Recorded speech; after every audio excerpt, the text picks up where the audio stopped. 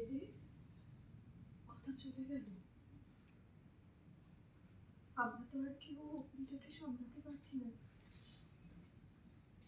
গোটা ভবিষ্যৎ অন্ধকারে ডুবে গেল বলতে হবে। আমার ছেলেটা দিনের পর দিন বাড়ি ফিরে না, খায় না, আমার কাছে আসে না। আমি কি করি বলতো ফুলটা? হ্যাঁ, কি করি বলতো?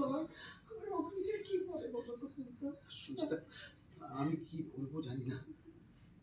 আমি আমি এবির জন্য এই বাড়িতে এসেছি।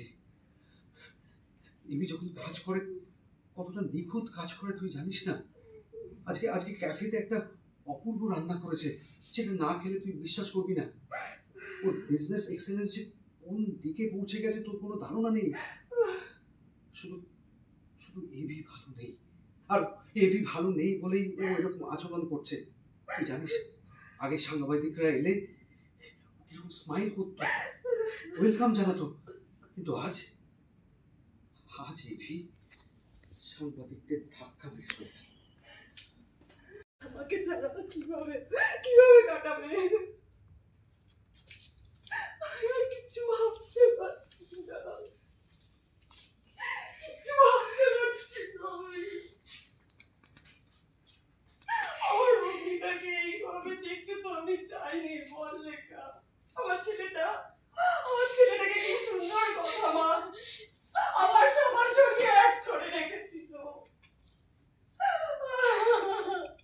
এই সংসারটা সুখে আনন্দে ভরে উঠেছিল। আমি দেখতে পাচ্ছি না, আমি সহ্য করতে পারছি না। বিশ্বাস করো, আমি অগ্নিকে এইভাবে দেখতে পাচ্ছি না রে। আমাকে একটা কথা বলতো, হ্যাঁ, এমন কি কেউ নেই যার কথা অগ্নি শুনবে? হ্যাঁ, ছোট ঠাকুরপো, তুমি বলো না, এমন কি কেউ নেই গো, হ্যাঁ, পৃথিবীতে যে যার কথা অগ্নি শুনবে, যে অগ্নিকে সঠিক পথে আবার নিয়ে আসবে? শান্ত তো হতে পারছি না ছোট ঠাকুরপো।